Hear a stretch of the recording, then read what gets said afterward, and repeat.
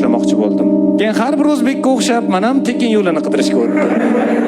Xullas, tekin yo'lini topdim. Internetda videolari bor ekan. Yaqindagina Murod Nazarovni chiqishini ko'rdim. Varrak haqida kim ko'rdi? Ya'ni shamol bo'lganda varrak uchadi. Biznes ham bor-ku. Talab bo'lmasa, haligi shamol bo'lmasa foydasi yo'q. Hozir O'zbekistonda juda ham dahshat shamol esyapmiz. Varragi borlar, istil varrak uchiriydi bor-ku.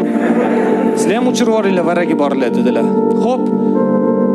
Nimaga birorta millioner birinchi varragini qayerdan olganini aytmaydi?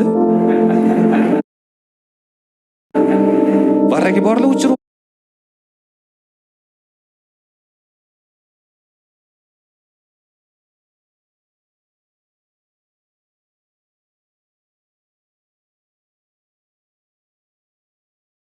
olinglar. Xo'p, menga o'xshagan varragi yo'qlar nima qilsin? Qayerdan oldingiz birinchi varragini desa, Murod akaning javobi aniq. Men deydi, o'zim yasaganman. Men o'zim yasaganman varrak deydi. Men ham varrak yasaganman bolaligimda. Lekin u varrak uchmaydi. Yonimda og'aynim varragi, uni varragi baland uchadi. Chunki unga dadasi yasab bergan. Dadasi yasab uchirib berdi.